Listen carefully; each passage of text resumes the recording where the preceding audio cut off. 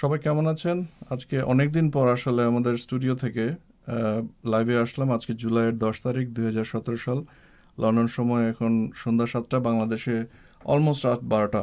ধরে নেওয়া যায় এই সময় বাংলাদেশের নিশাচরজীবী ফেসবুক প্রজন্ম তাদের আহ, দৈনন্দিন কার্যক্রম সমাধান করছেন। আজকে একটি বিশেষ বিষয় নিয়ে আলোচনা করার জন্য আমরা এখানে হাজির হয়েছি। আমাদের সাথে কয়েকজন অতিথি রয়েছেন এবং অতিথিদের সাথে পরিচয় করিয়ে দিচ্ছি আমরা অতি স্বল্প সময়ের মধ্যেই। আমি সবাইকে অনুরোধ করব যে আপনারা যদি আমার কথা শুনতে পান, তাহলে শুনতে যদি না পান একটু জানাবেন, কারণ মাঝে মাঝে যান্ত্রিক গোলযোগের কারণে আমরা এই ধরনের সমস্যার সম্মুখীন হতে পারি। আমি নিজে একটু চেক করে দেখছি যে আমাকে শোনা যাচ্ছে কিনা।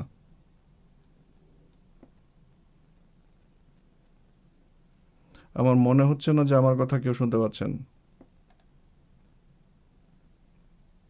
হ্যাঁ, কিন্তু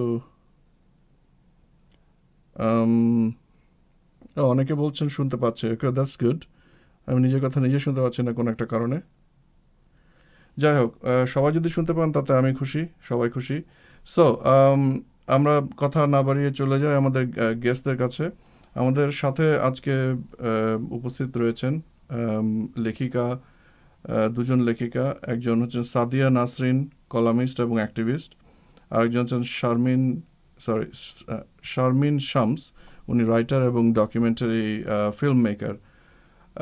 তো ওনাদের সাথে আজকের বিষয় নিয়ে আমরা, আপনারা টাইটেলে দেখতে পাচ্ছেন যে উইমেন ইস্যু নিয়ে বা নারীবাদী বিষয়ক লেখালেখির উপর বাংলাদেশে যে সমস্ত আক্রমণ আমরা দেখতে পাই সেগুলি নিয়ে আমরা কিছুক্ষণ কথা বলবো। কিন্তু তার আগে যারা অ্যাকচুয়ালি বোঝেন না বিষয়টা, তাদের জন্য একটু সাধারণ সংজ্ঞা আমরা দেবার চেষ্টা করব। সেই জন্য আপনাদের দুজনে একজনের কারো কাছে আমরা আসলে জানতে চাইব যে পুরুষতন্ত্র যে বিষয়টা, এটা কি আসলে বাস্তব কিনা, এবং এ বিষয়ে আপনাদের মধ্যে কে আসলে এগিয়ে আসতে যাচ্ছেন কথা বলার জন্য?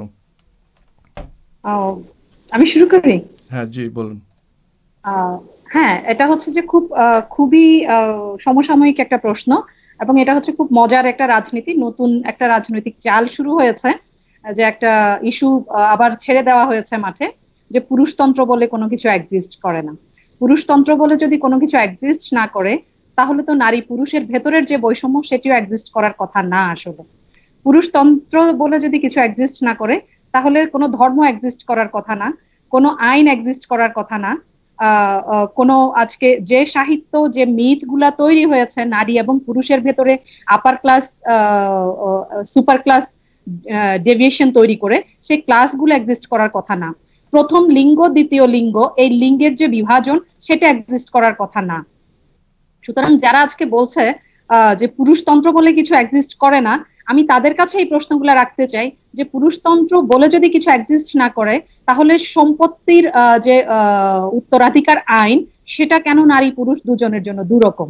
কেন একটা ছেলে এবং একটা মেয়ে আমাদের সন্তানদের ভেতরে একই রকম করে জীবনকে উপভোগ করার জন্য আমরা প্রস্তুত করে তাদেরকে তৈরি করি না? কেন a boy should be or a girl should be, এই শুড বি গুলা, এই স্টেরিও টাইপ গুলো আমরা তৈরি করেছি। এইগুলোই হচ্ছে পুরুষতন্ত্র বেসিক্যালি। এবং পুরুষতন্ত্র যদি এক্সিস্ট না করে, তাহলে পরিবারে এই যে পাবলিক ডোমেইন, প্রাইভেট ডোমেইন, যে নারীর জন্য ঘরের কাজ, পুরুষের জন্য বাইরের কাজ, এই নিয়মগুলো কেন তৈরি হলো? এই প্রশ্নগুলো আমি আসলে তাদের কাছে রাখতে চাই। আচ্ছা, ধন্যবাদ আপনাকে আপনার সুচিন্তিত মতামতের জন্য। এবার আমরা এর বিনিময়ে যদি আমরা জানতে চাই শারমিন শামসের কাছে যে আসলে আম, তাহলে এই পুরুষতন্ত্রের বিপরীতে পুরুষতন্ত্রের কাছ থেকে এক ধরনের আত্মমর্যাদা বোধ উদ্ধার করার জন্য, আমি জানি না সঠিক ভাষা ব্যবহার করছি কিনা আপনাদের মতো, এই নারীবাদ বিষয়টাকে সংক্ষিপ্ত করে যদি একটু আমাকে সংজ্ঞায়িত করতেন শারমিন শামস। না, আমার একটা খুব মজা আপা যেটা বললেন যে খুব মজা লাগে যে এটা একটা রাজনীতির মতো, যে যখনই আমি কখনো বলতে চাই যে আমি নারীবাদের কথা বলছি, তখন সবসময় একটা কথা বলা হয়, কিসের নারীবাদ?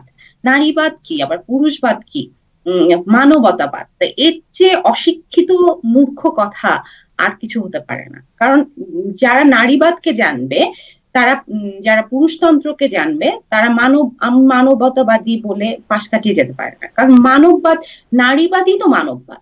নারীবাদ কখনো বলে না যে নারী পুরুষের থেকে সুপিরিয়র, নারীবাদ সবসময় বলে নারী পুরুষ সমান। এই যে পুরুষতন্ত্রের যে মূল জায়গাটা, যে পুরুষ সুপিরিয়র, নারী তার অধস্তন, এই বিষয়টাকে অস্বীকার করে নারীবাদ। এবং নারীবাদ বলে যে পুরুষ এবং নারী পাশাপাশি চলবে, কেউ কারো সামনে নয়, কেউ কারো উপরে নয়। নারীবাদের কথাটা যদি কারো মাথায় ঢোকে, সে মানবতাবাদ এবং নারীবাদ তো সেম জিনিস। তো বুঝতে হবে আপনাকে।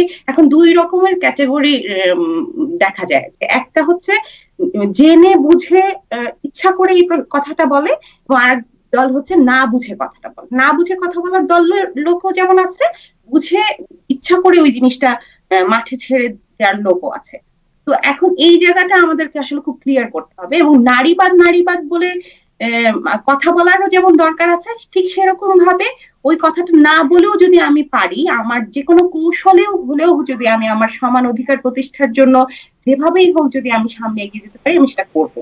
এখন আমার কাছে ওই যে আপা যেটা বলেন যে এনার্জি নষ্ট করে দিচ্ছে আমাদেরকে ক্রমাগত আমাদেরকে কোন ঠাসা করা, আপনি নারীবাদী মানে কি, সেই জায়গাটা আমরা সবসময় বলতে চাচ্ছি। এবং সেই সাথে আমরা সাইমালটেনিয়াসলি এই কথাটাও বলতে চাচ্ছি যে আমরা নারীবাদের তত্ত্ব অনুসারে তো আমরা আগাবো আমাদের নিজেদের অধিকার হিসাবে, সেটা অটোমেটিক্যালি নারীবাদের সাথে কানেক্ট।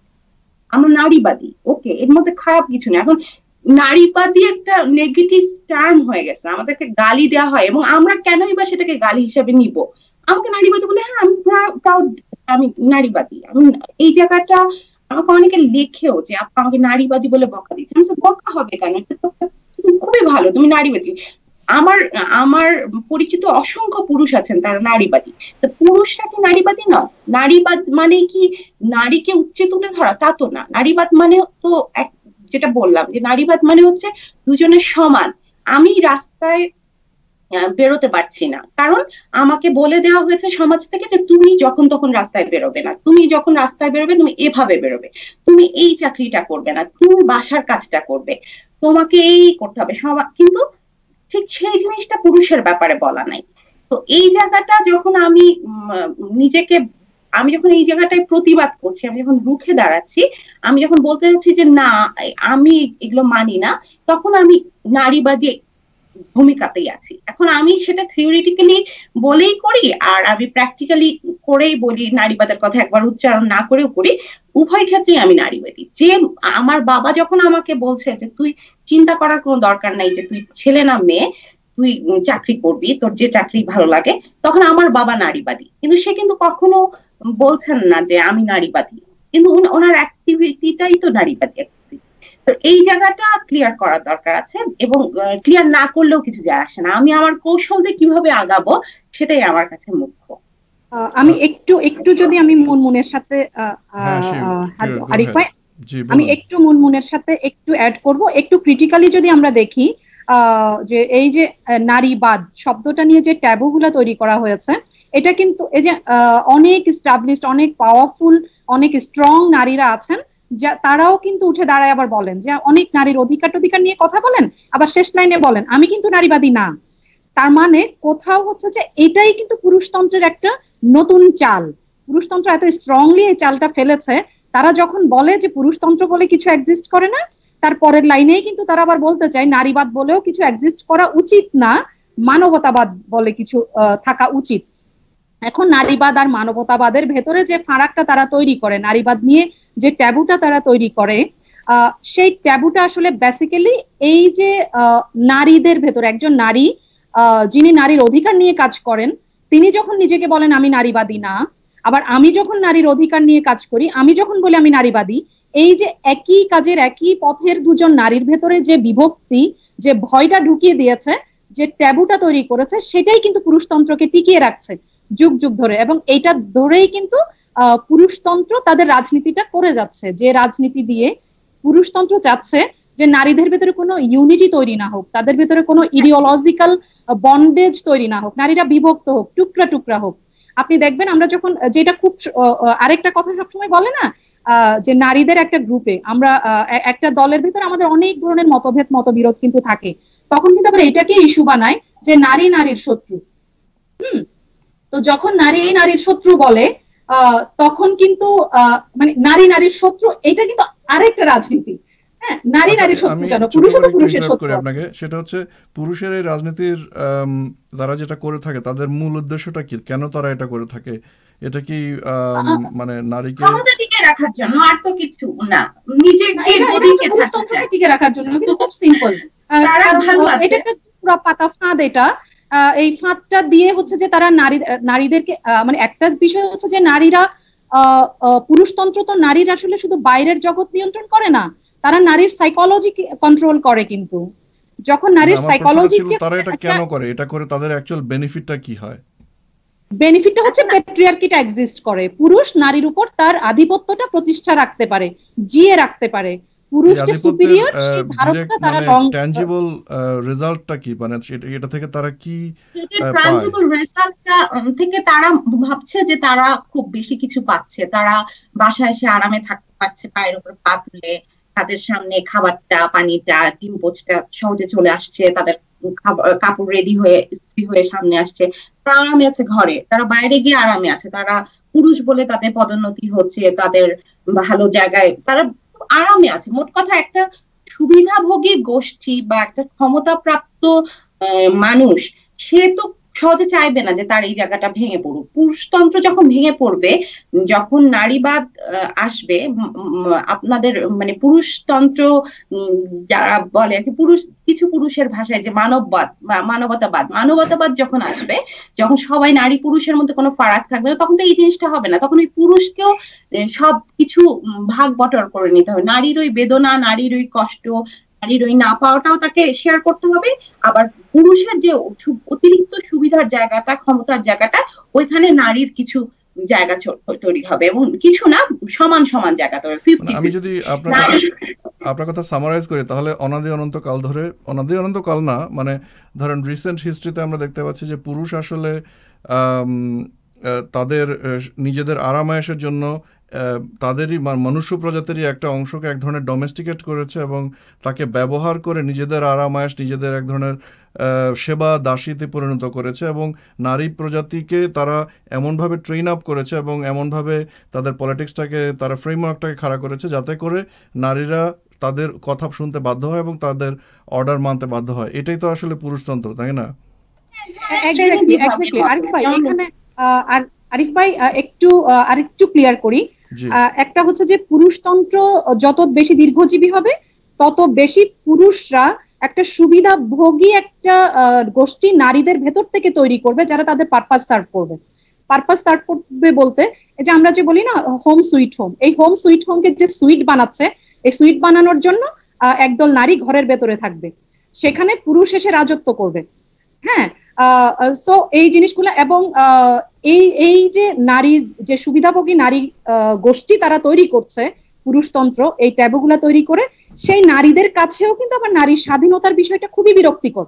খুব খেয়াল করবেন, নারীদের একটা বিশাল জনগোষ্ঠী আছে যারা নারী স্বাধীনতায় বিশ্বাস করে না, নারী স্বাধীনতার কথা বলা তাদের জন্য খুবই বিরক্তিকর। তাদের এই জীবন দর্শনটা হচ্ছে কিরকম, যে তাদের একটা এটিএম মেশিন থাকবে, এটা হচ্ছে তাদের হাজবেন্ড, এবং খুব সুইট করে হাব্বি টাব্বি ইদানিং ডাকে কি কি জানি। সেই জায়গা থেকে হচ্ছে যে তাদের জীবনকে সুখ আর সচ্ছলতা কিন্তু এনশিওর করবে ওই এটিএম মেশিনটা। ওরা জানে কিন্তু এই জীবনটা অপমানের, এই জীবনটাতে নিয়ন্ত্রণ আছে অন্যের, এই জীবনটাতে অন্যের পছন্দ অপছন্দের সাথে মানিয়ে চলার ক্লান্তি আছে, তারপরেও কিন্তু ওরা এই এর বিষয়ে আমি বলতে পারি এটা আমার নিজের জীবন থেকে নেয়া। আচ্ছা, আমরা প্রসঙ্গ একটু একটু আমাদের আরেকটু কাছাকাছি সময় নিয়ে আসি। আমি মনে করি যে চমৎকার যে আলোচনাটি এতক্ষণ হলো, এই আলোচনা আমরা আসলে অনেক দীর্ঘ সময় ধরে বিভিন্ন পর্যায়ে বিভিন্ন পর্বে আমরা আসলে আলোচনাটা করতে চাই, করতে পারবো আশা করি কোনো একদিন। কিন্তু আজকে আমরা গত 2-3 দিন ধরে যারা ফেসবুকের সোশ্যাল মিডিয়াতে খোঁজখবর রাখেন তারা জানেন যে একটা বিশেষ বিষয়কে নিয়ে এক ধরনের স্ট্যাম্পিড শুরু হয়েছে। স্ট্যাম্পিডের বাংলা আমি জানি না কীভাবে বলা যায়, এটাকে ধুন্ধুমার হয়তো বলা যায়, যে আপনার কি বলবো, মানুষের দল যখন লক্ষ লক্ষ মানুষ যখন দুর্দার করে হেঁটে যায় তখন তার নিচে মানুষ পদপিষ্ট হয়ে যায়। এটাকে স্ট্যাম্পিডের একটা সাধারণ বাংলা ব্যাখ্যা বলা যেতে পারে। সেই স্ট্যাম্পিড চলছে এবং সেটাতে আমরা দেখতে পাচ্ছি যে ছোট একটি ঘটনাকে, আমি ছোট বলবো না, একটি ঘটনাকে কেন্দ্র করে এক ধরনের দাবানলের সৃষ্টি হয়েছে এবং এটাতে দেখা যাচ্ছে যেখানে যাদের স্ট্যাম্পিডের পায়ের তলায় পিষ্ট হবার কথা ছিল না তারা পিষ্ট হচ্ছেন এবং গণহারে এক ধরনের ব্রাশ ফায়ারিংয়ের মতন চলছে। আমরা সেই বিষয়টা নিয়ে হালকা একটু কথা শুরু করতে পারি। এই বিষয়ে আমি আসলে শারমিন শামসের কাছে ছোট্ট করে একটু জানতে চাইবো যে আসলে ঘটনাটি কি ঘটেছিল এবং এটা আমরা কিভাবে আসলে ছোট করে যারা জানেন না তাদেরকে একটু বলতে পারি। আচ্ছা, ওমেন চ্যাপ্টার এবং সুপ্রীতি ধরের লেখার বিষয়ের কথা বলছেন আপনি নিশ্চয়ই। জি আচ্ছা, যেটা হচ্ছে যে আমরা তো ওমেন চ্যাপ্টারে লিখি, একসময় খুব রেগুলার লিখতাম, এখন একটু কমই লেখা হয়, তারপর যুক্ত আছি। তো যেটা হয় যে কয়েকদিন আগে দেখলাম পরশুই দিদি একটি লেখা লিখেছেন, সুপ্রীতি ধর, এবং তিনি ওমেন চ্যাপ্টারের সম্পাদক, এবং লেখাটির শিরোনাম হচ্ছে গৃহকর্মীরা যখন গৃহকর্ত্রী হতে চায়। তো লেখাটা আমি পড়লাম এবং লেখাটা পড়ার পর আমার প্রথমে একটা কথা মনে হয়েছে যে এই মানে টাইমিং এ আমার মনে হচ্ছে দিদি ভুল করেছে। আমার মনে হয় আমি আরেকটু আগের থেকে জানতে চাচ্ছিলাম, সেটা হচ্ছে সেটা সম্ভবত 7 এবং 8 তারিখে জুলাইয়ের, কিন্তু জুলাইয়ের 2 তারিখে ওমেন চ্যাপ্টারে কিন্তু একটা আর্টিকেল প্রকাশিত হয়েছে শুধুমাত্র দুর্ঘটনাটি বর্ণনা করে। হ্যাঁ, ওটা আমি বলছি। তো দিদির লেখাটা কেন্দ্র করে একটা বিরাট ঘটনা ঘটেছে, আমি আর কি ঘটনাটা জানার জন্য বললাম, কিন্তু তার আগে থেকে আমি উইমেন চ্যাপ্টারে যেহেতু আমি রেগুলার ফলোয়ার এবং কি লেখা আসছে দেখছি, আমি দেখলাম যে সবার আগে উইমেন চ্যাপ্টারে ব্রেক করা হলো আয়েশা লতিফের ছবিটা এবং পাশাপাশি সাবিনার ছবি। হ্যাঁ, এবং একটি আসলো যে চিনে নিন এরকম একটা এই নিষ্ঠুর মহিলাকে, এই ধরনের একটা কোন শিরোনাম যে এনাকে চিনে রাখুন, এরকম একটা শিরোনাম। না, আমি আর এটা কোথাও দেখিনি, কাউকে দেখিনি, শুধুমাত্র এখানে কিন্তু অত্যাচারী মহিলার ছবি উইমেন চ্যাপ্টারে কিন্তু প্রথম প্রকাশ করলো এবং এটা আমি দেখলাম যে কয়েক হাজার এটা শেয়ার হয়েছে এবং চারিদিকে উইমেন চ্যাপ্টারের মাধ্যমে কিন্তু পুরা ছবিগুলো ছড়িয়ে পড়লো। এবং তারপরে আমি একের পর এক লেখা দেখতে লাগলাম, নাদিয়া ইসলামের একটা লেখা আসলো, তারপর এখন যা যা মনে পড়ছে সবার নাম মনে নেই সব লেখকের, কিন্তু আমি দেখলাম বেশ 4-5টি বা তারও বেশি 6-7টার মতো লেখা এই আয়েশা লতিফকে কেন্দ্র এবং সামিনাকে কেন্দ্র করে লেখা আসলো এবং প্রত্যেকটিতে শিশু গৃহকর্মী নির্যাতনের বিরুদ্ধে সোচ্চার মতামত দিয়ে লেখা।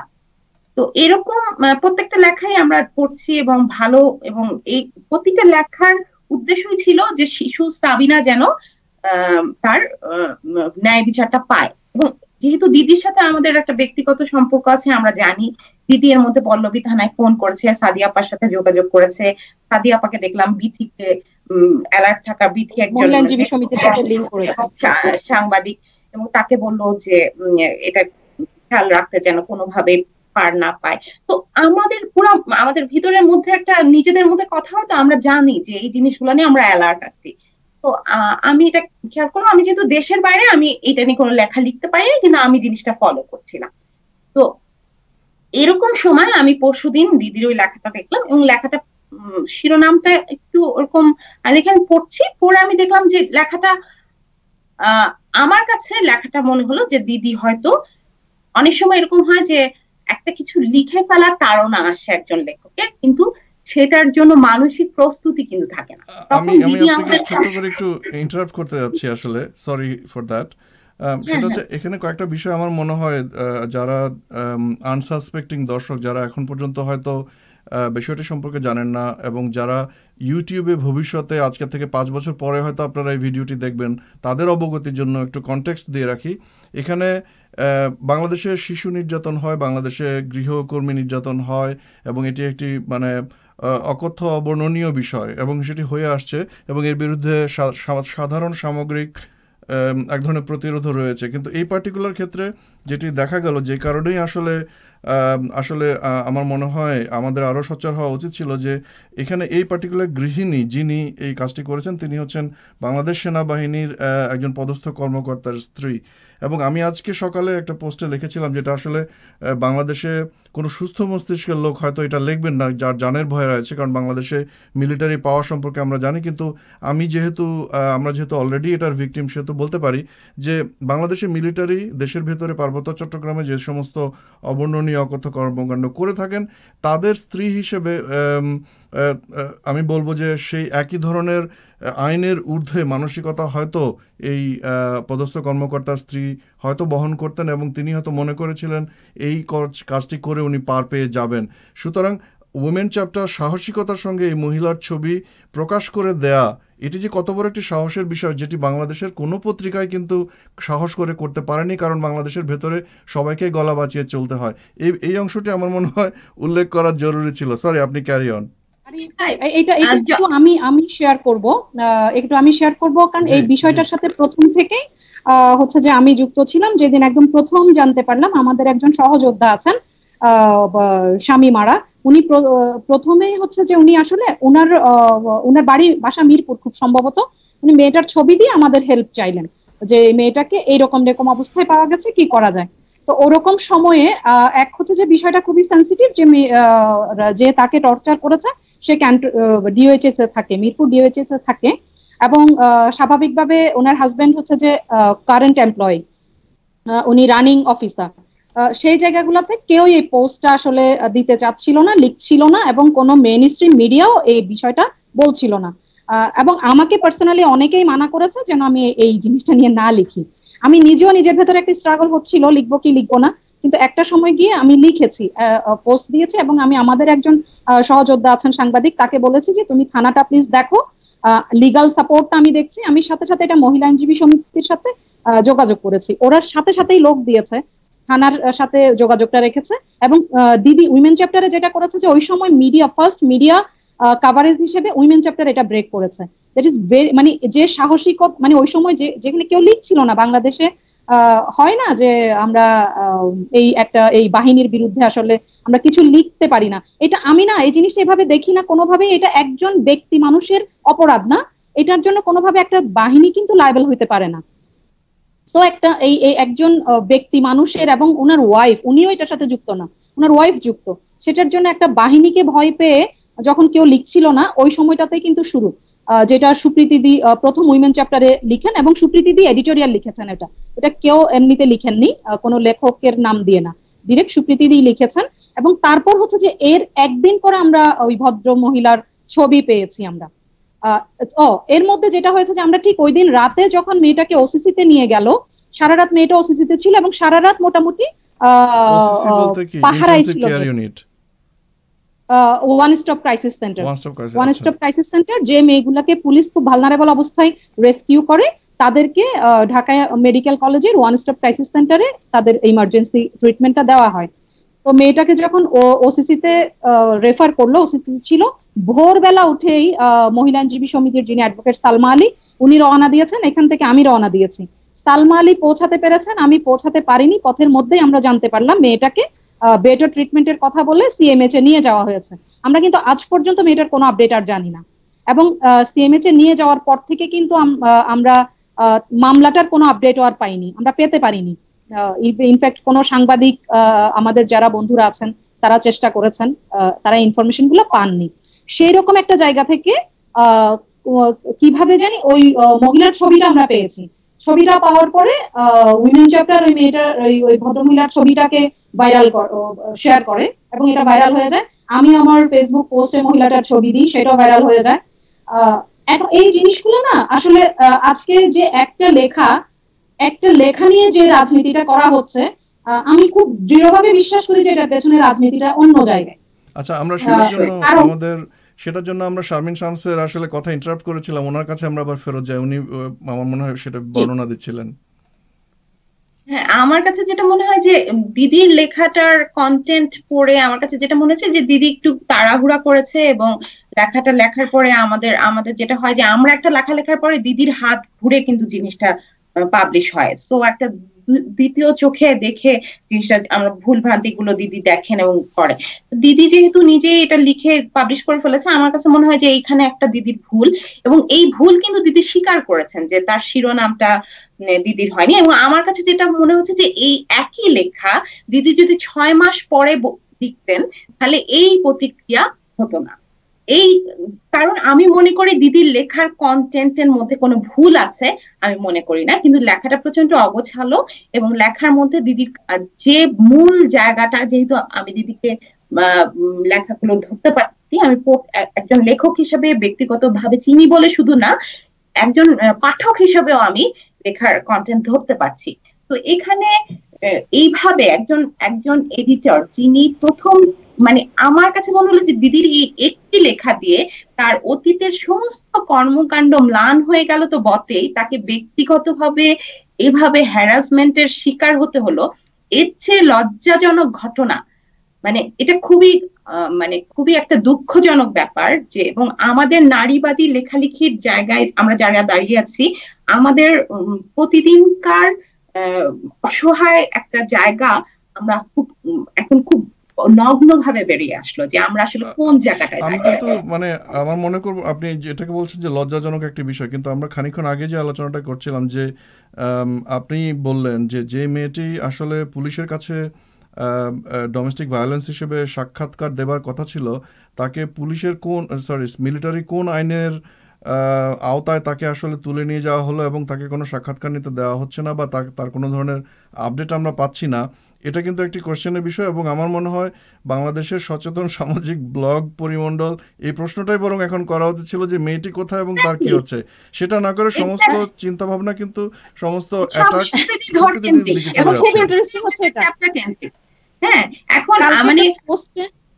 জি বলেন। কালকে একটা পোস্টে আমি ঠিক এই কথাটাই লিখেছি যে সুপ্রীতি ধরকে আক্রমণ করতে গিয়ে যে পরিমাণ এনার্জি, যে পরিমাণ গরম সোশ্যাল মিডিয়ায় আমরা ছড়িয়েছি, উত্তাপ, সেই সময়টুকু যদি এই ইউনিটিটা যদি আমরা দেখাতাম যে আয়েশা লতিফকে ধরা হোক। আয়েশা লতিফ, আমার কেন জানি না বিশ্বাস হয় যে আয়েশা লতিফ এতদিনে, মানে অন্তত এতক্ষণে একটা পাওয়ার ফোর্স তৈরি হতো, অ্যাটলিস্ট যে আমরা মেয়েটার অন্তত পক্ষে খবর পেতাম। আমরা সেটা করিনি। আমরা কিন্তু একজন মানুষের ব্যক্তি চরিত্র উদ্ঘাটনে আমরা এত বেশি ফোকাস ছিলাম, এবং মনে হচ্ছে যেন আমরা অপেক্ষায় ছিলাম যে কবে আমি এরকম একটা ইস্যু পাবো যেটাতে আমি ওমেন চ্যাপ্টারকে ধরবো, এবং সেই সাথে আমি সুপ্রীতি ধরের প্রতি আমার সুপ্রীতি ধরের প্রতি ব্যক্তিগত যত ক্ষোভ জ্বালা যন্ত্রণা আছে সব উগড়ে দিতে পারবো, এবং সেই সাথে নারীবাদী লেখিকাদের জায়গাটা। তো আমার কথা হচ্ছে যে সাবিনার ইস্যুটা নিয়ে তো আমরা গরম হইনি, সাবিনার ইস্যুটা কিন্তু প্রথম না। এর আগে আমরা একজন ক্রিকেটারের স্ত্রী এবং ক্রিকেটারকে দেখেছি গৃহকর্মীর উপর নির্যাতন করতে, এবং আমরা এরকম ঘটনা একের পর এক ঘটতেই থাকে। তো তখন আপনাদের কারো কোনো ভয়েস আমরা শুনি নাই শিশু গৃহকর্মী কেন ঘরে থাকবে। কারণ কি? কারণ আমাদের প্রত্যেকের ঘরেই শিশু গৃহকর্মী। এখন এই জায়গাটা কথা আমরা কেন বলি না? এই টপিকটা কিন্তু আসলে আপনি যেহেতু আনলেন, আমি ধন্যবাদ জানাতে চাই। এই টপিকটা আসলে একটা সিরিয়াস আলোচনার বিষয় এই কারণে আমার কাছে মনে হয় যে এটা আমরা যদি মার্কেট হিসেবে বিবেচনা করি, এটা কিন্তু একটা বিশাল মার্কেট বলতে বাংলাদেশে যতগুলি ফ্যামিলি রয়েছে, মধ্যবিত্ত ফ্যামিলির সংখ্যা আমি জানি না, প্রতিটি মধ্যবিত্ত ফ্যামিলিতে কিন্তু গ্রাম থেকে উঠে আসা ডিসঅ্যাডভান্টেজড আপনার আমি বলবো আন্ডার এজ চিলড্রেনদেরকে শিশু শ্রম করানো হয়, রেগুলার করানো হয়। আমি আমার নিজের চোখে দেখেছি এবং আমার কাছে খারাপ লাগে, কিন্তু আমার মনে হয় এই শিশু শ্রমটা ততক্ষণ পর্যন্তই ঠিক আছে যতক্ষণ পর্যন্ত না তার উপর শারীরিক নির্যাতন হচ্ছে, তাকে খুন্তি ছেঁকা দেওয়া হচ্ছে অথবা তার উপর যৌন নির্যাতন চালানো হচ্ছে, ততক্ষণ পর্যন্ত মনে হয় যেন পুরো বাংলাদেশের সমাজ এক ধরনের এটাকে মেনে নেয়। অথচ আমাদের মরাল স্ট্যান্ডার্ড এতটাই লো যে আসলে একটা শিশু শ্রম যে হচ্ছে, এই হওয়াটাই যে আসলে একটা ব্যাঠিক কাজ, এইটার ব্যাপারে আসলে কারো কোনো সচেতনতা থাকে না। কিন্তু এই ব্যাপারটা নিয়ে আসলে আমার মনে হয় ঠিক এই দিকটা নিয়েই সুপ্রীতি ধর তার আলোচনায় আসলে কথা বলার মনে হয় চেষ্টা করেছিলেন যে যে কোনো সম্পর্কে ভেতরে এক ধরনের ডাইনামিক্স কাজ করে। আপনি যখন একটি প্রতিষ্ঠানে আপনি চাকরির জন্য যান, তখন আপনি একজন এমপ্লয়ি হিসেবে সেই প্রতিষ্ঠানের হিউম্যান রিসোর্সের সাথে ডিল করেন, হিউম্যান রিসোর্স আপনাকে বলে দেয় যে আপনি একজন কর্মচারী হিসেবে এই কাজগুলি করতে পারবেন, তার জন্য আপনাকে এত বেতন দেওয়া হবে, আপনি এতদিন ছুটি পাবেন, আপনি এতটা থেকে এতটা কাজ করবেন, এটা হচ্ছে আপনার গাইডলাইন। বাংলাদেশের ক্ষেত্রে এই যে হাউসমেইড যে বিষয়টা, এটার কোনো গাইডলাইন কিন্তু এখন পর্যন্ত আমি জানি না আছে কিনা। একটা গাইডলাইন হয়েছে 2016 সালে, জানেও না এটাকে এনফোর্স করা হয়, ওই বিষয়টা নিয়ে উনি হয়তো কথা বলার চেষ্টা করেছেন, কিন্তু গাইডলাইন নীতিমালা এটাকে আলোচনার দিকে না এনে আমার মনে হচ্ছে যেন আলোচনাটা সম্পূর্ণরূপে এক ধরনের অগ্নিবর্ষণ শুরু হয়েছে, শুধুমাত্র ওনার দিকে না, women chapter as a platform যেটা আসলে বাংলাদেশের মহিলাদেরকে এটা দিচ্ছে। এখানে আমি আসলে একটু থর্নি একটা কোয়েশ্চেন করতে চাই আপনাদের দুজনের কাছে, এবং আপনারা জানেন কিনা মনে আছে কিনা, এই আলোচনা শুরু হবার আগে অফলাইনে আমি আপনাদেরকে বলেছিলাম যে আমি একটি অস্বস্তিকর প্রশ্ন করতে চাই। সেটা হচ্ছে বাংলাদেশের মধ্যবিত্ত শ্রেণীর, আমি বলবো আপনারা মোটামুটি ওয়েল অফ, আপনারা মোটামুটি আর্ন করেন এবং এক ধরনের স্বনির্ভর নারী, এবং বাংলাদেশে আপনাদের মতন অনেকেই রয়েছেন, এবং আপনারা আপনাদের যে সংসার, সেই সংসারের চালাতে হয় আপনাদেরকে, অর্থাৎ যে ওই যে আমি প্রথমে যেটা আলোচনা করলাম, হাজব্যান্ড থাকবেন এবং হাজব্যান্ড এসে এক্সপেক্ট করবেন যে তার আরামায়েশের ব্যবস্থা থাকবে, তার জন্য খাবার রেডি থাকবে, অথবা তার সন্ততি ঠিকমতো বড় হবে। এই যে সাপোর্টটা যে আপনারা পান বা না পান, সেটার জন্য আপনাদের কি ধরনের সহায়তা আপনারা পাচ্ছেন, বা এই যে ক্লাসের ব্যাপারটা যে আমাদের কিছু বামপন্থী তুলে এনেছেন, এই ব্যাপারে আপনাদের অপিনিয়ন কি? আমি জানি ব্যাপারটা খুব থর্নি এবং হয়তো এই ডিসকাশনটা আপনাদের করার কোনো প্রয়োজন নাই, কিন্তু যেহেতু প্রশ্নটা উঠেছে আপনাদের অপিনিয়ন আমি এখানে জানতে চাচ্ছি। এটা আমি দেখেছি বাকি বিল্লা তার লেখা কিছুটা উঠিয়ে এনেছেন, তাকে আমি শ্রদ্ধা করি, সেই জন্য আসলে আমি কথাটা আসলে জিজ্ঞেস করতে বাধ্য হলাম। আপনাদের মধ্যে যে কেউ অ্যান্সার দিতে পারেন। না, আমার কাছে তো মনে হয় না যে শ্রেণী দেখে পুরুষতন্ত্র হাজির হয়। পুরুষতন্ত্র তো শ্রেণী, বর্ণ, ধর্ম সব নির্বিশেষে সব জায়গাতেই হাজিরা দিচ্ছে, এবং তার জাকিয়ে বসে আছে। তা আমি ওয়েল অফ বা আমি আর্ন করছি বা আমি ভালো আছি মানে এই না যে আমি পুরুষতন্ত্রের বাইরে। আমার ঘরে আমি ওয়েল অফ, আমি যখন বাইরে বেরোচ্ছি তখন কি আমি পুরুষতন্ত্রকে এড়াতে পারছি? আমার অফিসে কি আমি পুরুষতন্ত্রকে এড়াতে পারছি? আমি রাস্তাঘাটে, সরকারের মধ্যে, আইনে, আমার সম্পত্তি আইনে, আমার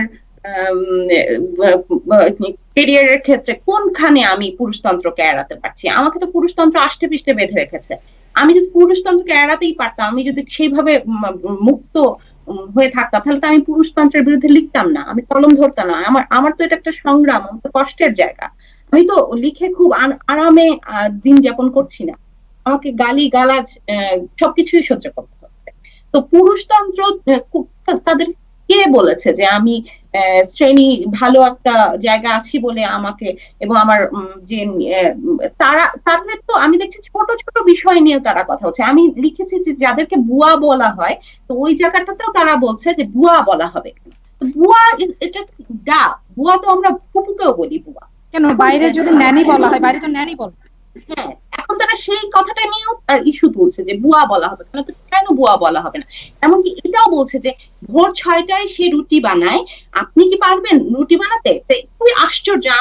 আমি যখন সাংবাদিকতা করতাম, আমাকে ভোর 5টার সময় ডিউটি করতে যেতে হতো, আমাকে ভোর 4টার সময় উঠতে হয়েছে, রাত 3টায় উঠতে হয়েছে। তাহলে সেই কষ্ট, যে যার প্রফেশনে আছে সে তার প্রফেশনাল ডিউটিটা করবে।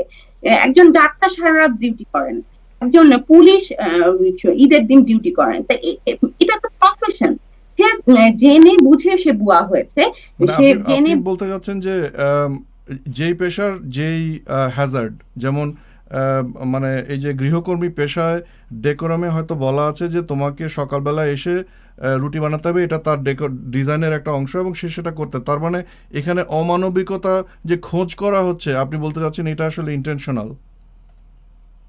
যদি আমি যদি তাকে যথার্থ পারিশ্রমিক দেই এবং আমি তাকে সেই সম্মানটা দেই, তার সাথে সেই মানবিক ব্যবহার আচরণ করি, যেটা শুধু গৃহকর্মীর ক্ষেত্রে না, প্রত্যেকটি প্রফেশনেই তো এই জিনিসগুলা ডিমান্ড করে। একজন বড় অফিসের একজন বড় চাকরিজীবী, তিনিও তো ডিমান্ড করবেন অফিস থেকে ভালো মানবিক আচরণ, সম্মান, সবকিছু। তো প্রফেশনের ক্ষেত্রে তাই। তো আমি যদি একজন গৃহকর্মীকে তার প্রাপ্য দিই এবং সে যদি তার সাথে আমার কথা হয়ে থাকে যে সে ভোর 6টায় সে রুটি বানায়, তাহলে এটা কেন আমি অমানবিক করবো? ভোর 6টায় তো আরো আরো হাজার হাজার প্রফেশনাল মানুষ ভোর 6টায় উঠে কাজ করছে, তাহলে শুধু তার ক্ষেত্রে কেন এটা অমানবিক ধরে নেব? হ্যাঁ, এখানে আপনি বলতে পারেন যে সিস্টেমের জায়গাটা, আপনি শিশু শ্রম নিয়ে কথা বলতে পারেন, আপনি বলতে পারেন যে শিশু একটা, আমার তো আয়েশা লতিফের কাছে আমার প্রথম প্রশ্ন তো থাকবে যে সে একটি 12 বছর 13 বছরের বাচ্চাকে ঘরে নিয়োগ করবে কেন? একটা 12 বছরের বাচ্চা চুলার ধারে দাঁড়িয়ে ইম্পোজ করবে কেন? এটা তো করার কথা না। আচ্ছা, এখানে একটা ছোট্ট প্রশ্ন, ছোট মন্তব্য আমি করতে চাই। এখানে আমি দেখতে পাচ্ছি সুপ্রীতি ধর, উনি চমৎকার একটা মন্তব্য করেছেন, সবার অবগতির জন্য জানতে চাচ্ছি। উনি বলছেন এখানে সাদিয়া আছে, শারমিন শামস আছে, সবাইকে সাথে নিয়ে একটা কথা আজ বলতে চাই, এই গৃহকর্মী নির্যাতনের বিরুদ্ধে আমরা সবাই মিলেই একটা আন্দোলন গড়ে তুলব। এটা উনি মাত্র স্টেটমেন্ট দিলেন এবং আমি মনে করি স্টেটমেন্টটা আসলে পড়া প্রয়োজন ছিল। এটা খুব চমৎকার একটা স্টেটমেন্ট। আরিফ ভাই, আমি একটু যে জায়গা থেকে যাব, যে অভিযোগটা যারা লিখছেন, বাকি বিল্লা, তারপরে হচ্ছে অতনু সিংহ, ফারুক সাদিক, এরকম কয়েকজনের নাম আমার মনে পড়ছে, তাদের মূল বক্তব্যটা ছিল এরকম, এবং তাদের লেখার ভাষাটা খুবই আক্রমণাত্মক, এবং জায়গাটা ছিল যে নারীবাদীরা বা উইমেন চ্যাপ্টার একটা শ্রেণী কি বলে যে শ্রেণী বিভেদের আন্দোলন করছে, এই টাইপের আর কি, একটা শ্রেণী বিভেদ জিয়ে রাখছে। কারণ নারীবাদীরা মধ্যবিত্ত বা কর্পোরেট চাকরিজীবী বা বড় লোকের বউ এইরকম করে ক্যাটাগরাইজ করেছেন। সুতরাং আমরা এই শ্রেণীর স্বার্থের কথাই আমরা বারবার বলি, কিন্তু আসলে তারা যে উইমেন চ্যাপ্টার কখনো পড়েন না বা আমাদের লেখা কখনো পড়েন না, সেটা ওনারা যে এত বাজেভাবে জানান দিবেন সেটা না জানালেও পারতেন। কারণ তারা যদি আমাদের লেখাগুলো রেগুলার পড়তেন, তারা দেখতে পেতেন যে আমরা আদুরির জন্য ফাইট করেছি। আমরা যখন কৃষ্ণকলির বাসায় জান্নাতুলকে যখন জান্নাতুল নামে একটা গৃহকর্মী যখন আত্মহত্যা করলো, তার প্রতিবাদে লিখেছি। আমরা ক্রিকেটার সাদাতের বাসায় যখন হ্যাপি নির্যাতিত হলো, হ্যাপির মামলা কোর্টে উঠলো, এবং হ্যাপি আবার আপোষনামা সাইন করার পরে হ্যাপির পরিবার, হ্যাপি যখন বললো যে আমাকে কে মেরেছে আমি ভুলে গেছি, তখন কিন্তু মানে আমি একটা বড় আর্টিকেলই লিখেছিলাম শুধু এইটা দিয়ে, যে জীবন তুমি কার আকাশে ওড়ো। এবং এই লেখাগুলা ভাইরাল হয়েছে, এই লেখাগুলো পাবলিক ওপিনিয়ন তৈরি করেছে, প্রেশার গ্রুপ তৈরি করেছে, উইমেন চ্যাপ্টার প্রচুর লেখা ছাপিয়েছে, এবং আমার এই লেখাটা উইমেন চ্যাপ্টারে ছাপানো হয়েছিল তখন। তো এই জায়গাগুলোতে না, ওনারা যখন বলেন যে আমরা মধ্যবিত্ত শ্রেণীর জন্য আন্দোলন করি, আমরা এলিট গ্রুপের জন্য আন্দোলন করি, আমরা কিন্তু এলিট গ্রুপের কার জন্য, আমরা বনানী রেপ ঘটনাটা নিয়ে যখন আমরা শাহবাগ মুভমেন্ট করেছি, আমরা কিন্তু একই সময় আমরা যে পাহাড়ি মেয়েটা রেপ হয়েছে তার কথাও ওখানে বলেছি। আমরা তার আগে যে হযরত আলী, তার যে মেয়ে আয়েশা, তাকে নিয়ে যখন আত্মহত্যা করলো রেল লাইনের নিচে, তার কথাও বলেছি। কিন্তু বনানী রেপ ঘটনাটা নিয়ে স্পেসিফিকলি আমাদেরকে শাহবাগ মোড়ে দাঁড়াতে হয়েছে, কারণ যে অপোজিট পার্টি তারা এত বেশি পাওয়ারফুল ছিল, তারা এত বেশি দম্ভ দেখাচ্ছিল যে তাদেরকে কিছুই করা যাবে না। সো এই জিনিসটা মানে ওনারা যখন এই কথাগুলো বলেন যে নারীবাদীদের ব্যক্তিগত কোন ইস্যুটা না, আমার তো মনে হয় যে মোল্লারহাটে আমরা কথা বলি না, গৃহবধূ রেপড হলেন এবং তাকে কুড়াল দিয়ে আঘাত করা হলো, তখন আমরা রীতিমতো, আমার মনে আছে দিদি আমাকে বারবার বলছিল যে ফোন দাও ওসিকে, আমরা ফোন দিচ্ছিলাম। এরকম আরো অসংখ্য ঘটনা। তনুর সময় আমরা একের পর এক লেখা ছাপিয়েছি। আমাদের আদিবাসী একটা মেয়েকে মাইক্রোবাস যে আমরা শাহবাগেই মোটামুটি শাহবাগ আসা যাওয়ার মধ্যে, লাস্ট 2-3 মাস তো আমরা শাহবাগ আসা যাওয়ার মধ্যেই আছি। কোন ইস্যুটা নিয়ে না, জাস্টিস দিয়াকে সরানো হলো, সেখানে নারীবাদীরা মুভমেন্ট করেনি, মানে কি ইস্যুটা নিয়ে, কি জাতীয় ইস্যু? যখন নারীবাদীদের আপনারা সমালোচনা করছেন, আমাদের কাছে আপনারা নিজেদের দিকে তাকাচ্ছেন কিনা যে আপনারা কি করছেন? আপনারা, এবং এটার সাথে আমি একটা প্রশ্ন আমি রাখি, যখন তারা গৃহকর্মীর প্রতি এত মায়া এবং মানবতাবাদের কথা তুলে বলেন যে 6টায় উঠে সে রুটি বানায়, 6টায় উঠে যখন রুটি বানায়, এই ভদ্রলোকরা কোথায় থাকেন যখন ওনার স্ত্রী ঘুমিয়ে থাকেন? বা ওনার স্ত্রী বানান কিনা? না না, বানাতে হবে তো স্ত্রীকে, ওনারা তো বানাবেন না। এটাই না, বিষয়টা আমাদের সিস্টেমের জায়গাটাতে আমি কথা বলতে চাই। আমি মনে করি যে গৃহকর্মী রাখার সিস্টেমটা যেমন একটি আমাদের খুব ভেবে দেখার বিষয় আছে এই জায়গাটাতে, যে এই জায়গাটা যে প্রফেশনালিজমের অভাব, এই জায়গাটায় যে কোনো সিস্টেমের জায়গাটা নাই, নীতিমালা থাকলেও সেগুলো অ্যাপ্লাই করা হয় না, সেই জায়গাগুলো আমাদেরকে আসলে খুব ভালোভাবে ভাবার বিষয় আছে। এবং তারপরে আরেকটি আমি কথা বলতে চাই, আমি লিখেছিও, যে আমাদের সোসাইটিটাই তো এরকম, আমাদের সোসাইটিটাই তো এরকম। আপনার বাসার ড্রাইভার, আপনার পিয়ন, আপনার মালিক, আপনার গৃহকর্মী আপনার সোফায় বসে না। পৃথিবীর আর কোথাও এরকম আছে বলে আমার মনে হয় না। আপনার গৃহকর্মী তার আত্মীয় স্বজন আসলে মেঝেতে বসে, কেন আপনি সেটা করতে দেন? সেটা আপনারা কেন করেন? আপনারা পরিবার, এটা আপনাদের ফ্যামিলি, আমরা আমাদের ফ্যামিলিতে দেখে আসছি যে আমাদের বাবা মা করছে, তারপর আমরা আমাদের বাসাতেও তাই করি। এটাই আমাদের সিস্টেম, যে ড্রাইভার আসলে সে হয় একটা মোড়ায় বসবে আর গৃহকর্মীরা মাটিতে বসে টিভি দেখবে। একই সাথে টিভিতে দেখছে, ও কোনায় একটা পর্দার আড়ালে বসে টিভি দেখছে। যে এই যে জঘন্য একটি কুৎসিত সিস্টেম, আমি কুৎসিত সিস্টেম বলবো। তারা খায় রান্নাঘরে, তারা যখন আমাদের সাথে কোনো আত্মীয়র বাসায় যায় তখন আলাদা হয়, রান্নাঘরেই খায়। তারা কিন্তু ডাইনিং টেবিলে দাওয়াত খেতে গেছে আমাদের সাথে, রান্নাঘরেই খায়। বাচ্চাকে দেখার জন্য আমি আমারই বাচ্চার বয়সে আরেকটা বাচ্চাকে নিয়ে যাই, সে দাঁড়ায় থাকে কেএফসির এক কোনায়, আমার বাচ্চা বসে মুরগির রান খায়। এই যে জায়গাগুলো, এই যে নোংরামির জায়গাগুলো, এই নোংরামির জায়গাগুলো নিয়ে আপনারা কারা কথা বলেন? এই জায়গাগুলো আপনারা কারা প্র্যাকটিস করছেন যেগুলো আর থাকবে না? এটা তো আসলে দাস প্রথা, এটা মানে একটু মানে সুগারকোট করা দাস প্রথাই তো বলা যায়, তাই না? এই যে রিকশালাকে জমি করে বল, এই জায়গাগুলোতে আমরা প্র্যাকটিস দেখো, যে গৃহকর্মী সুরক্ষা যে নীতিমালাটা গত বছর অ্যাপ্রুভ করলো মন্ত্রিসভায়, যে এই নীতিমালাটা নিয়ে যদি একটু কাজ করা হয়, এই নীতিমালায় কিন্তু চমৎকার সব প্রভিশন করা আছে। সিটি কর্পোরেশনের একজন কর্মকর্তাকে অ্যাসাইন করা আছে এলাকা ভিত্তিক ভাবে, যিনি হচ্ছে নিয়ন্ত্রক হিসেবে কাজ করবেন, যিনি মনিটর করবেন যে কোন একটা চুক্তি থাকতে হবে উভয় পক্ষের ভেতরে, এবং সেখানে দায়িত্ব কর্তব্য, মানে গৃহকর্মীর দায়িত্ব এবং নিয়োগকারীর কর্তব্য সবকিছুই পরিষ্কার করে লেখা থাকবে। এগুলো কিন্তু খুব ওয়েল ব্রিফড একটা নীতিমালা কিন্তু আমাদের আছে।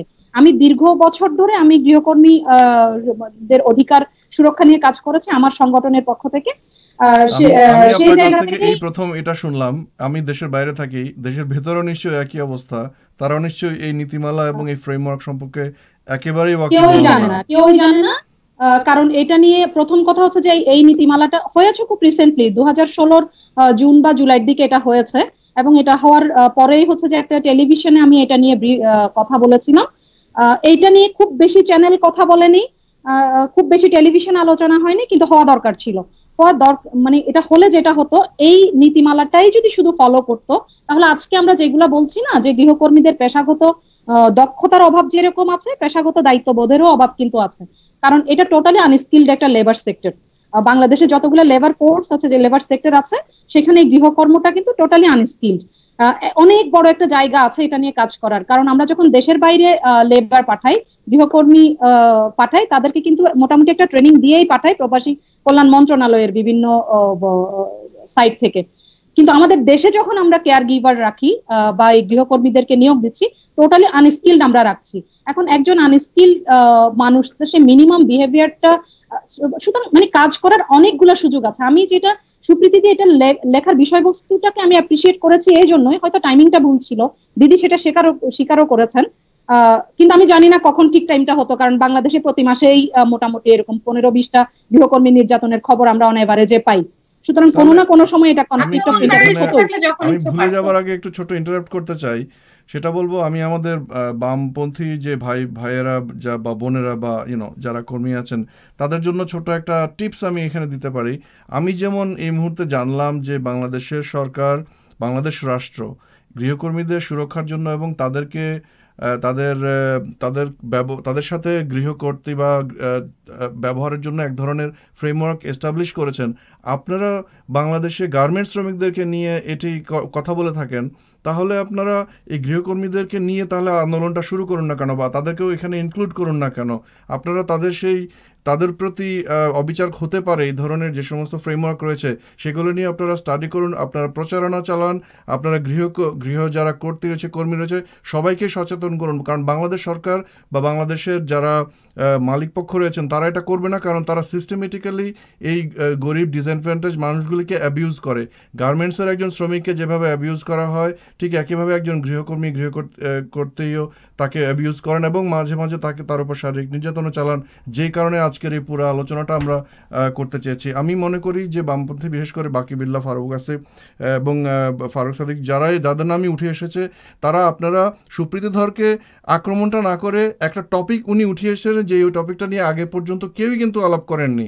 আপনারা এই আলাপটা উনি কেন তুলেছেন এই জন্য তাকে দোষারোপ না করে আপনারা আলাপের বিষয়বস্তুটাকে আরও বর্ধিত করুন, দরকার হলে আপনারা এটাকে ওন করুন। আপনারা হচ্ছেন অফলাইনে থাকেন এবং আপনাদের সেই সাংগঠনিক ক্ষমতা রয়েছে, সেই ক্ষমতাটাকে আপনারা বিপরীত দিকে বা আপনার পার্শ্ববর্তী যিনি আপনার সাথে দাঁড়িয়ে যুদ্ধ করছেন একই ডিসঅ্যাডভান্টেজ মানুষগুলিকে একটি প্ল্যাটফর্ম দেবার জন্য, তার প্রতি আপনি পাশে দাঁড়িয়ে ফ্রেন্ডলি ফায়ার না করে আপনারা ফায়ারটা যেদিকে করার কথা সেদিকে করুন। আমি এই রিকোয়েস্টটা আসলে আমি বামদের প্রতি থাকবে। সরি আমি সাদিয়া আপনাকে ইন্টারাপ্ট করার জন্য, আপনি ক্যারি অন। না একদম পুরো আরিফ ভাই, এটা হচ্ছে একদম খুবই থ্যাঙ্কস টু ইউ। এই জিনিসটাই আসলে যে আমরা এন্ড অফ দ্য ডে কি চাই আসলে, মানে দিনের শেষে আমরা কি চাচ্ছি? দিনের শেষে আমার চাওয়ার সাথে ফারুক সাদিকের চাওয়ার কি কোনো বেশ কম আছে? দিনের শেষে আমার চাওয়ার সাথে বাকি বিল্লার চাওয়ার কি কোনো বেশ কম আছে? আমরা কি চাই? যে এই দেশে কোনো শিশু গৃহকর্মে নিযুক্ত হবে না, শুধু গৃহকর্মে না, কোনো শিশু কোনো ধরনের হ্যাজার্ডস জবে যুক্ত থাকবে না, কোনো শিশু কাজ করবে না। এবং আরো মানে আমি বলি মানে এত দুর্ভাগ্যজনক ঘটনা বাংলাদেশ, মানে আমাদের যে শ্রম আইন যে 13টা 35টা কাজকে ঝুঁকিপূর্ণ কাজ হিসেবে চিহ্নিত করেছে, এন্ড এখানে গৃহকর্মের কথা অন্তর্ভুক্ত করা হয় নাই। অথচ গৃহকর্মে মানে যেখানে বলেছে যে এক নাগারে 8 ঘন্টার বেশি কাজ করলে সেই কাজটাকে ঝুঁকিপূর্ণ কাজ বলেছে, অথচ গৃহকর্মে নিযুক্ত যে সমস্ত শিশুরা আছে, নারীরা আছে, তারা এক নাগারে কিন্তু মিনিমাম 16 থেকে 17 ঘন্টা কাজ করে এই কাজটাকে। তো এই ইস্যুগুলো নিয়ে আমরা কথা বলি। আমরা কি চাই? আমরা তো দিনের শেষে চাই যে এই দেশে একটা সাম্য ব্যবস্থা আসুক। আমার চাওয়ার আপনার চাওয়া, এটা নিয়ে তো কারো আমি কোনো আওয়াজ দেখি না। এক্স্যাক্টলি। এবং এই যে আজকে আপনি মানে এই যে যদি আমরা শুধুমাত্র গৃহকর্মী সুরক্ষা নীতিমালাটা যদি একটু পড়ি, এখানে লেখা আছে যে প্রেগনেন্ট গৃহকর্মীর সাথে কি আচরণ করতে হবে, তাকে উইথ পে লিভ দিতে হবে, আগে 6 সপ্তাহ পরে 4 সপ্তাহ পরে 6 সপ্তাহ ব্রিফ করা আছে একদম। এবং সেই গৃহকর্মে কর্মরত অবস্থায় যদি তার কোনো অসুস্থ হয় বা তার কোনো অ্যাক্সিডেন্টের শিকার হয়, তার যে কয় মাস তার চিকিৎসা খরচ বহন করতে হবে, সমস্ত কিছু পরিষ্কার করে লেখা আছে। মানে একটা দেশে একটা নীতিমালা হয়ে যাবে, সেই জিনিস নিয়ে আমাদের অ্যাক্টিভিস্টরা জানবেন না, পড়বেন না এবং সেটা নিয়ে কথা বলবেন না। না, ওনাদের অ্যাক্টিভিজম এখন পুরোটাই নিয়োজিত হচ্ছে যে উইমেন চ্যাপ্টার একটি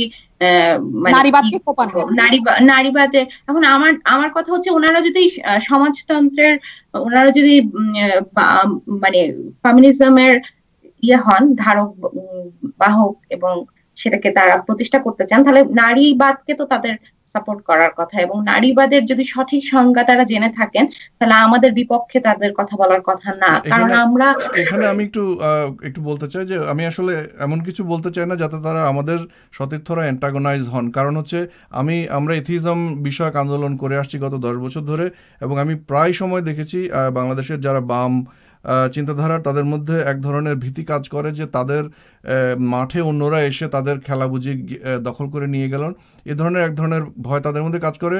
কিন্তু আমরা এটাও জানি যে অফলাইনে যখন কেউ আমাদের পাশে থাকেন না, তখন তাদের কেউ আমাদের পাশে থাকেন, যেটা আসলে একটা রেয়ার ঘটনা, এবং সেজন্য কৃতজ্ঞতার বোধটা আমাদের রয়ে যায় তাদের প্রতি।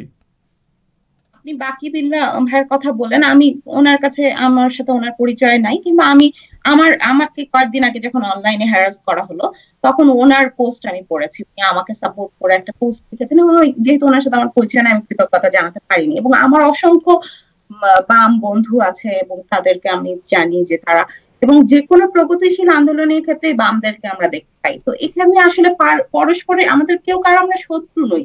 এরকম একটা জায়গাতে এসে আমি অনেকের কাছে আমি আমার লেখাটার পরেও অনেক কমেন্ট আসছে, আমি প্রত্যেকটা চিন্তা করেছি, এবং অনেক হার্শ ভাষায় তারা আমাকে অনেকে লিখেছেন। সেখানেও তাদের যে কথাটা আমার কাছে মনে হচ্ছে যে হ্যাঁ, এখানে তাদের একটা কথার যুক্তি আছে, আমি তাদের সাথে একমত হয়েছি, এবং আমি আমার যে ভুলটা সেটা আমি স্বীকার করেছি। শুধু এইবার না, প্রত্যেক ইস্যুতেই এটা যদি আমি না করি, আমি তো 100% কারেক্ট না, কোনো মানুষই তাই না। তো তো আমার এটা কাজের এটা এটা আমি নিজেও কিন্তু উপলব্ধি করি। আমি গত 10 বছর ধরে অ্যাক্টিভিজম করে আসছি এবং এক ধরনের অনলাইন ভিত্তিক করে আসছি, কিন্তু এন্ড অফ দ্য ডে আমরা সবাই মানুষ, আমরা প্রশিক্ষিত জনশক্তি না, আমরা এই অ্যাক্টিভিজম বিষয়ক কোনো ইউনিভার্সিটি ডিগ্রি করে আসি নাই। সুতরাং দিন শেষে আমাদের সবারই ইমোশন রয়েছে এবং আমরা আসলে কখনো কখনো জানি না যে কতটুকু আঘাত করলে একজন মানুষের ধৈর্য শক্তি ধ্বংস হয়ে যাবে। সুতরাং এই কিছু বিষয় আসলে লার্নিংয়েরও ব্যাপার রয়েছে, কিন্তু একটা জিনিস আমাদের খেয়াল রাখতে হবে যে আমরা আসলে নারীবাদী বলেন বা এথিস্ট বলেন বা আমরা যারা বামপন্থী বা যারাই রয়েছেন, সবাই কিন্তু কেউই কিন্তু বাংলাদেশের ক্ষমতার শীর্ষে নেই। বাংলাদেশের ক্ষমতার শীর্ষে যারা রয়েছেন তারা কিন্তু মাঝে মাঝে চেষ্টা করেন আমাদের মধ্যে এক ধরনের যুদ্ধ বাঁধিয়ে দিয়ে তারা দূরে দাঁড়িয়ে মজা দেখেন, পপকর্ন খান। সুতরাং তাদের সেই ফাঁদে যাতে আমরা না পড়ি, এই ব্যাপারেও কিন্তু আমাদের একটু সচেতন থাকার দরকার বলে আমি মনে করি।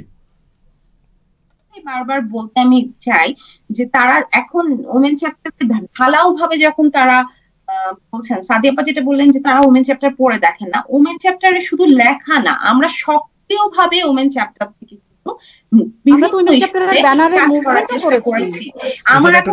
আমি মন্তব্য এখানে সুপ্রীতি ধরের মন্তব্য আমি একটু বলে নিই।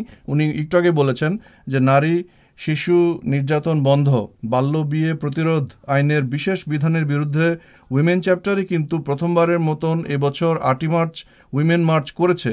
কাজেই শ্রেণী সংগ্রাম আমাদের কাজে অনুপস্থিত, এই অভিযোগটা ঠিক না। এটা সুপ্রীতি ধরের এই মন্তব্যটা উনি যেহেতু উপস্থিত নেই আমি তার হয়ে বলে দিলাম। যে পূজা নামে একটি বাচ্চা মেয়ে কিছুদিন আগে রেপড হলো, 7 বছর বয়স। আমার মনে আছে সেই সময় আমি এবং সুপ্রীতি ধর এই দুজন এই বিষয়ে আমরা রাত্রি 3টা 3:30 পর্যন্ত এই বিষয়টা নিয়ে আমরা কাজ করেছি এবং পরের দিন আমরা পূজার কাছে গেছি এবং আমরা এটা অনেক দিন পর্যন্ত আমরা এটা ফলো করেছিলাম।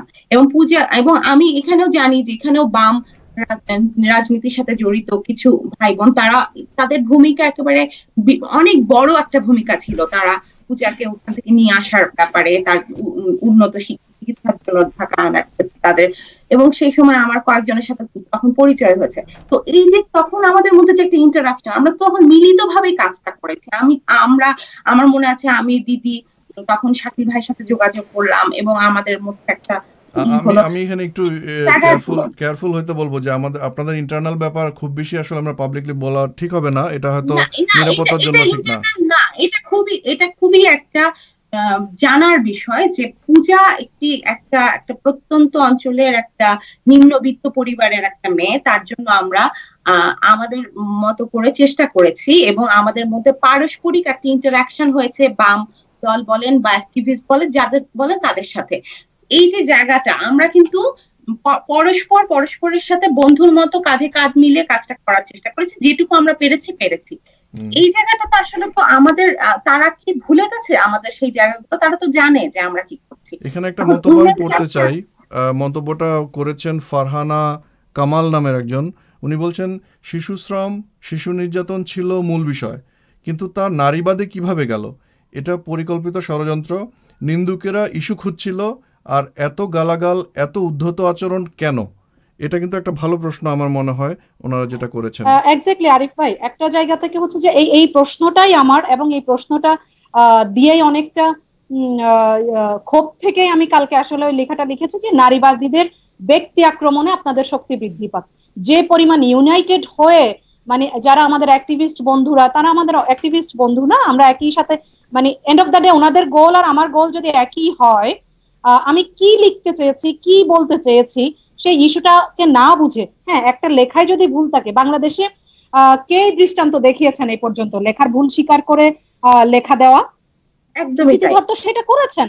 সুপ্রীতি ধরকে তো অন্তত এই জন্যই তো আমরা স্যালুট করতে পারি। পৃথিবীতে একজন মানুষ ভুল লিখে যদি ভুল স্বীকার করেন, তারপরেও তার মাফ হবে না। সে মানে যে আক্রমণটা তাকে করেছে, এই আক্রমণটা স্পেসিফিক ছিল একটা পোর্টালের বিরুদ্ধে, একটা প্ল্যাটফর্মের বিরুদ্ধে, এবং এখানে এবং সবচেয়ে বড় কথা, ভুলটা হচ্ছে আপেক্ষিক। দিদি মনে করেছেন দিদি ভুল করেছে, আমি কিন্তু মনে করিনি। আমার একবারও মনে হয়নি দিদি, আমার মনে হয়নি। কারণ হ্যাঁ, হয়তো আমি যেটা লিখেছি যে দিদির শব্দ চয়নে ভুল হতে পারে, ওই মিলিটারি ওয়াইফ যেটা করেছে সেটা সঠিক কাজ করেছে, উনি কিন্তু কখনোই এটা বলেননি। উনি কোথাও লিখেননি যে উনি মিলিটারির ওয়াইফের পক্ষে কাজ করেছেন। সবাই ওনার মুখে কথা বসিয়ে তারপর তাকে দোষ দিচ্ছে।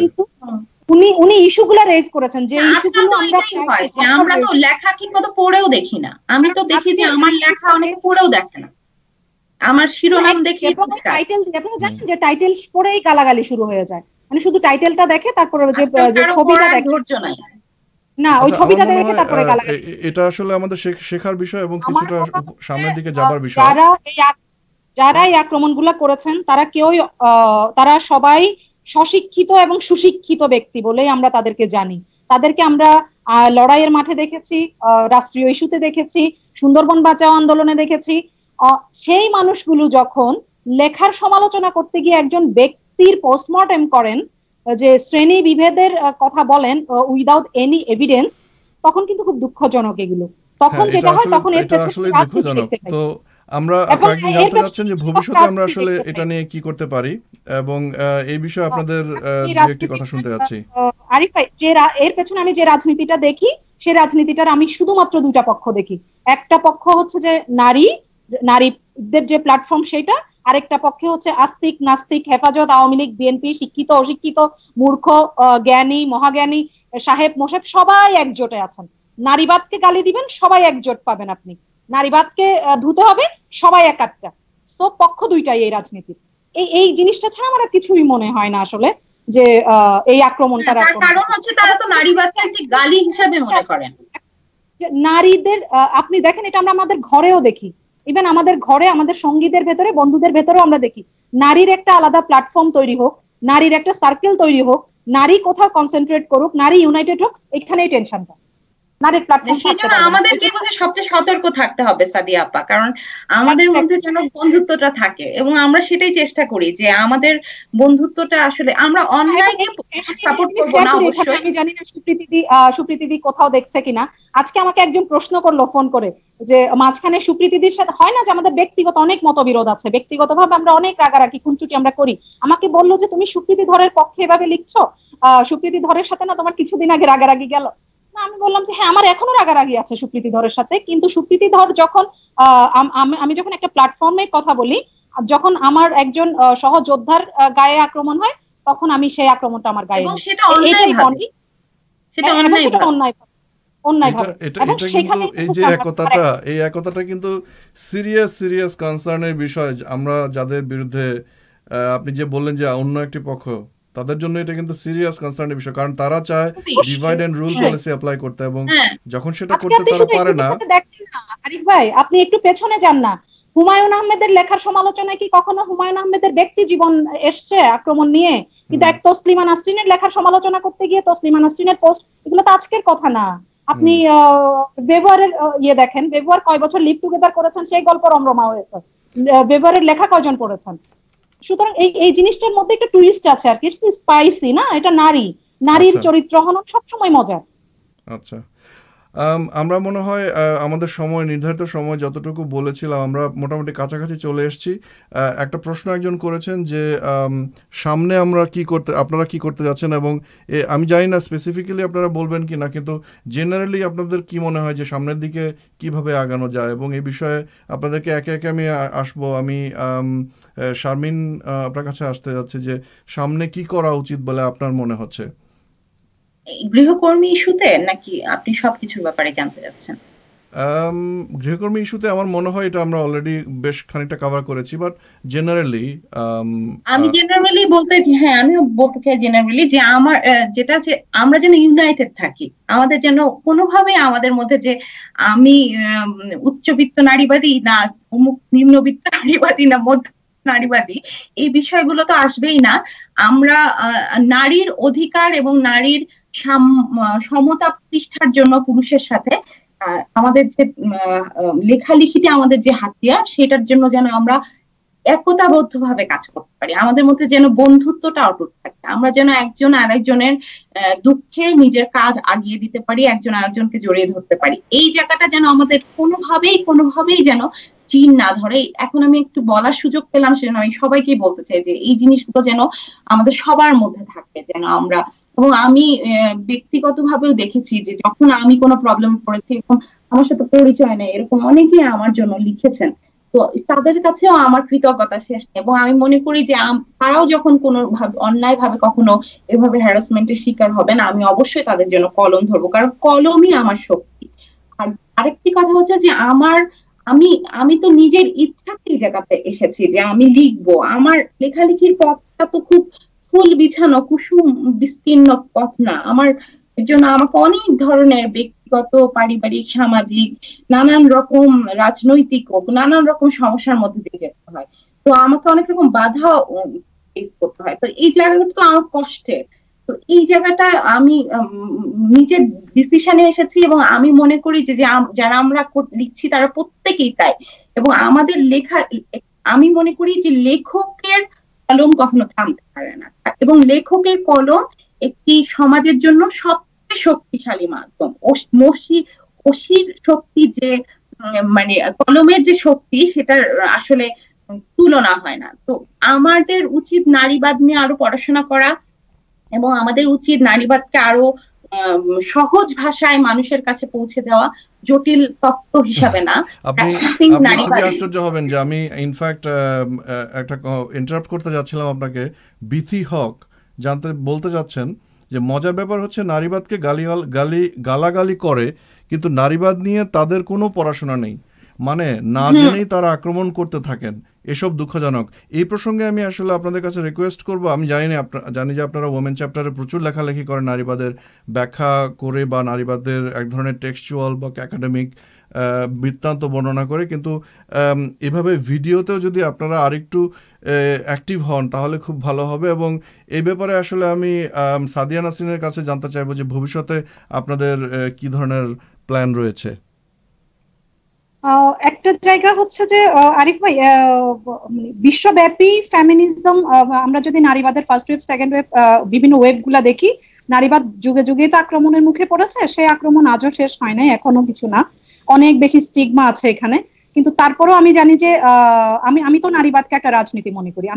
আমি রাজনীতি করি, এবং এটা হচ্ছে যে রাজনীতিটা আমি করি, সেই রাজনীতিটা পুরুষতন্ত্র যে লিঙ্গ রাজনীতি তৈরি করেছে, সেই লিঙ্গ রাজনীতিকে চ্যালেঞ্জ করে।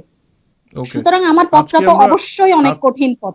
হ্যাঁ, আজকে আমরা আসলে এই বিষয়ে ডিটেইলে আমি যেতে যাচ্ছি না। আমি চাচ্ছি, এটা আমার হয়তো ব্যক্তিগত এক ধরনের ইচ্ছা যে অন্য আরেকদিন আমরা এই বিষয়ে পার্টিকুলারলি এই বিষয়ে একটা ডিটেইল আলাপ করব।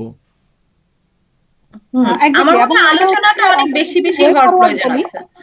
অনেক বেশি, সবচেয়ে বড় কথা হচ্ছে যে অনেক কথা বলতে হবে, কারণ আমাদের যে এক্সপেরিয়েন্স, আমি লাস্ট 2 বছরের যে অভিজ্ঞতা, সেটা বলছে লোকজন লেখা পড়ে না। তো যেহেতু লেখা পড়ে না, যদি কথা বলে অন্তত বোঝানো যায়। আমি যেটা খুব ছোট ছোট সার্কেলে কাজ করি, আমি ব্যক্তিগতভাবে আমার কৌশলটা আলাদা। যেমন আমি খুব পার্সন টু পার্সন ইন্টারঅ্যাক্ট করি, এবং আমার খুবই ভালো লাগে আমি যখন দেখি যে নারীবাদ নিয়ে ভয়াবহ ট্যাবু থাকা আমার অনেক কয়েকজন বন্ধু, তারা এখন নিজেদেরকে বলে যে ও তাই নারীবাদ এগুলো বলে না, তাহলে তো আমিও নারীবাদী। আমার খুবই ভালো লাগে যে তার মানে আমি কোথাও একটা কাজ করতে পেরেছি। আমি যখন দেখি যে ভয়ঙ্কর পুরুষতান্ত্রিক বিশ্বাস বুকের ভেতরে লালন করা আমার পুরুষ বন্ধুটি যখন বলেন যে হ্যাঁ, আমি খুব স্বপ্ন দেখি যে মেয়েরা অনেক বড় বড় প্রজেক্ট করবে, মেয়েরা অনেক বড় বড় প্রজেক্ট লিখ দিবে, আমি এটা দেখতে ভালোবাসি, আমার তখন মনে হয় আমার সেই পুরুষ বন্ধুটি নারীবাদী। তবে ওনাকে ছোট করে একটু ওয়ার্নিং দিয়ে রাখবেন যে ওনার কিন্তু একটা নাম হয়ে যেতে পারে, সেই নামটা হচ্ছে ম্যানজাইনা। আমাকে এই নাম শুনতে হয়েছে, এবং আমার বন্ধু যাদেরকে আমি মনে করতাম সতীর্থ, তারাই আমাকে এই নামে ডাকছেন ইদানিং। তবুও ভালো যে আসলে ব্যাখ্যা করে বোঝানো যায় মানুষকে, কারণ হচ্ছে আপনারা বোঝানোর আগেই প্রচুর মিস ইনফরমেশন বাজারে এমনভাবে ছেয়ে গিয়েছে যে প্রকৃত সংজ্ঞা আসলে বিকৃত হয়ে মানুষের কাছে পৌঁছে গেছে। সেটা ক্ল্যারিফাই করা দরকার, এবং আমার মনে হয় সেটা থেকে অনেক ভালো কিছু বেরিয়ে আসবে। আসলে আমরা আমাদের সময় মোটামুটি পার হয়ে এসেছি। সাধারণত আমি 1 ঘন্টা কথা বলার চেষ্টা করি। আপনাদের দুজনকেই অসংখ্য ধন্যবাদ সময় করার জন্য এবং প্রাণবন্ত একটি আলোচনায় অংশ নেবার জন্য। আর যারা এতক্ষণ দেখলেন, আমি জানি যে একটা সময় প্রায় 172 জন ভিউয়ারকে আমি দেখতে পাচ্ছিলাম, এবং আমি শিওর আরও ভবিষ্যতে অনেকেই দেখবেন। ফেসবুকে এটি থেকে যাবে এবং ইউটিউবেও এটি থেকে যাবে, এবং আপনারা যখনই যেখানে এই পার্টিকুলার টপিকটি আসবে সেখানে আপনারা এই ভিডিওটি শেয়ার করে দিবেন, বলবেন ঘন্টাখানেক সময় নিয়ে দেখো, তোমার কাছে অনেক কিছু পরিষ্কার হয়ে যাবে। ভবিষ্যতেও আপনারা এই ধরনের আলোচনা আরও শুনতে পাবেন আশা করি, এবং সুপ্রীত ধর এবং আপনাদের সঙ্গেও আলোচনা আরও চলবে এই আশা করি, এবং আমাদের যারা সতীর্থ রয়েছেন, যারা আসলে আমরা এই আন্দোলনে আসলে পাশাপাশি দাঁড়িয়ে ভিন্ন ভিন্ন ক্ষেত্রে হয়তো লড়াই করছি, তারা সবাই নিজেদের মধ্যে আন্তঃসংযোগ বজায় রাখবো এবং আন্তঃকলহ চেষ্টা করব যাতে মানবিক দৃষ্টিকোণ থেকে যতটুকু সম্ভব নিয়ন্ত্রণ করা যায়। তাদের সবার প্রতি শুভেচ্ছা রইল, এবং ভবিষ্যতেও আপনাদের সাথে আবারও দেখা হবে। সাদিয়া এবং শারমিন দুজনকেই আবারও শুভেচ্ছা জানাচ্ছি, এবং ভবিষ্যতে আপনাদের সাথে কথা হবে আশা করি। যে যেখানে থাকুন ভালো থাকুন, সুস্থ থাকুন। আরিফুর রহমান, লন্ডন থেকে আজকের মতো বিদায় নিচ্ছি। ধন্যবাদ।